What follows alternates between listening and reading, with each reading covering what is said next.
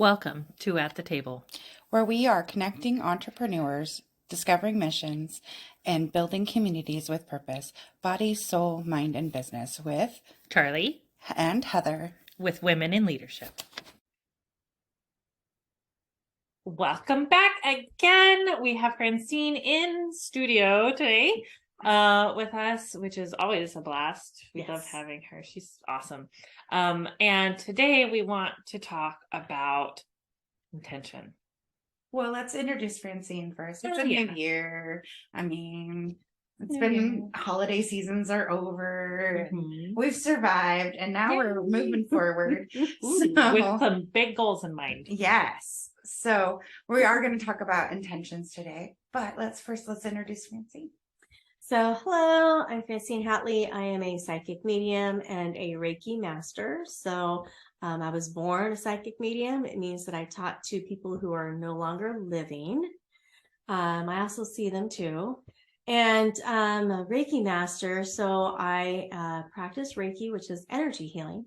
I can do it with you in the room with me. I can, lay my hands on you or not. I can do distance healing. So I have clients literally all over the world. And it's wonderful for relaxation and for anxiety and depression and general aches and pains. So that's me. Yay! So I'm excited to have this talk today with you. And I love it because it's the beginning of the year and we're all, wanting to have a better year. And create new, better habits. Yep. We're setting our resolutions. Right. Yeah. So, we're doing the do. Yes. All right. So yes, we are. Let's start with telling us about how do you start your day with intention? Oh, so and that's it. It's setting the intention or setting the tone of your day. So last year, I think it was probably, like August or so, I noticed one day I got up and I was a little too busy to make my bed. I'm sure that happens to a lot of us. But as I left the house and I was going to see my first client, I had this thought going through my head about, well, successful people make their bed every day and I want to be successful. So does that mean I'm not going to be successful because I forgot to make my bed this morning? And then I got busy and I had back-to-back clients. And by the time I got home, it was mid-afternoon and the bed was still not made. And I thought, well, I should really make my bed, right? Mm-hmm. And then I thought, why? So I actually sat down and I Googled. I was trying to figure out why is it that successful people make their bed every day? And why do they tell us that? And why do they tell us that? Yeah. And it all started with probably some talk show, I don't know, years ago with some celebrity or millionaire or whatever saying that every morning when they get up, first thing they do is make their bed, right? And it set the tone for the day. So then I started kind of going further into it and researching more. And there are lots of books and lots of articles out there about how if you make your bed every day, you'll be successful. But the articles also go on to say that it's about setting your intentions or tone for the day. So if your intention is, get up, get out of bed, make breakfast, take a shower, go to your first meeting or see your first client or go to work, you've set the tone for the day. Notice I didn't say make the bed, right? I've completed a task. I've set my intention, right? Making your bed is completing a task, right? And if you think of your day, your intention of I've got so many things I have to complete, and you put them on your list, and then you go through and you check off all the things on your list. If you don't get to the last couple of them, you're supposed to take them and put them at the top of the list the next day. Get them done first. And get them done first, which means that if making your bed is the first thing that you do, right, and that you set that, write that in there. But at the end of the day, you're supposed to respond to a client's email and you didn't get the chance to before end of day. And then maybe it was start laundry. Well, guess what? The first thing you're going to do the next day is respond to that client email. It's not going to be make your bed. In fact, make your bed will probably be number 3 on your list. So then, are you still going to be successful because you didn't make your bed first thing in the morning?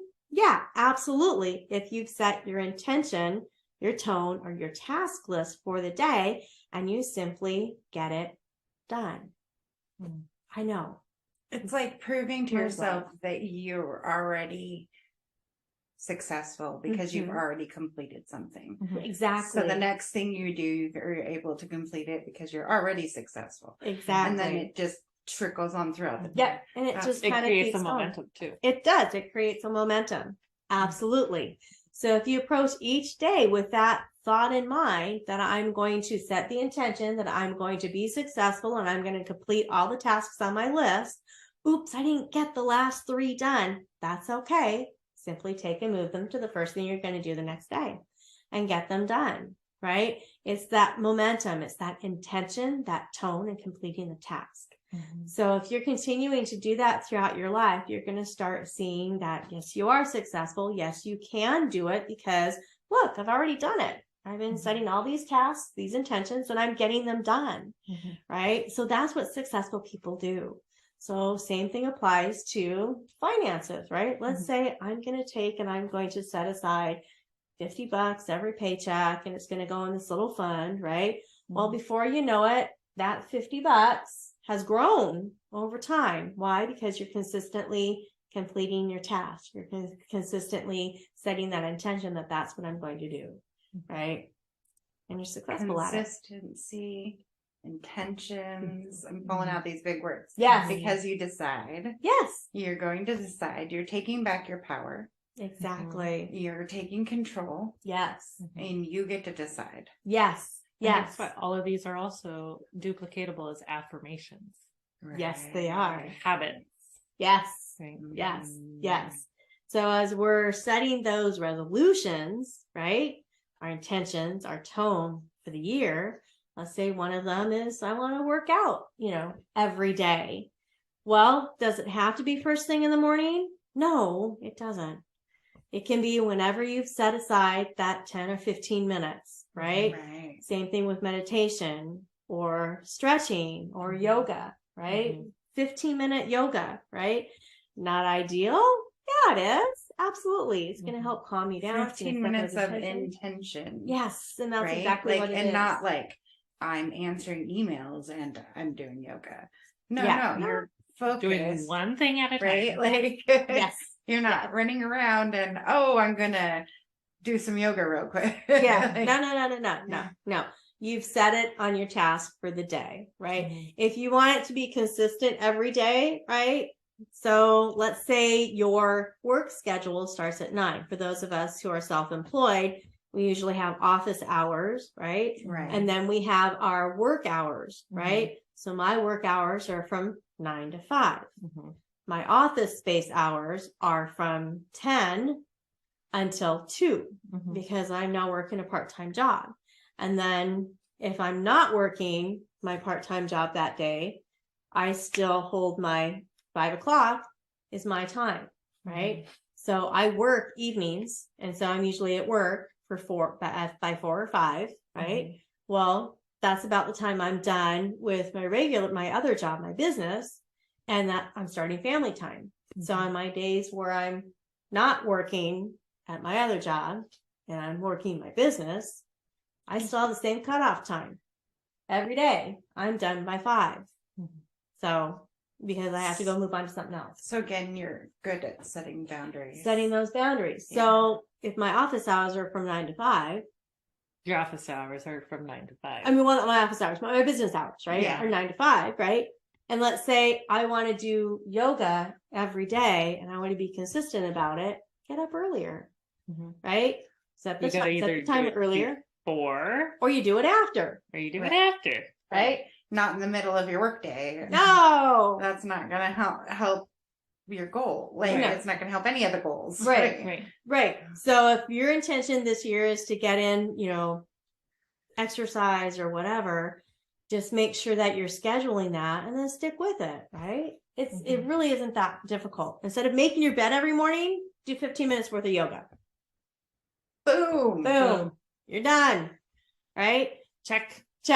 set a list, set your task, set your intention. And successful people, I mean, they may make their bed every day, but what they're really doing is they're setting an intention, they're setting a task, and they're checking it off. I did it, right? Now we can move on to the next one.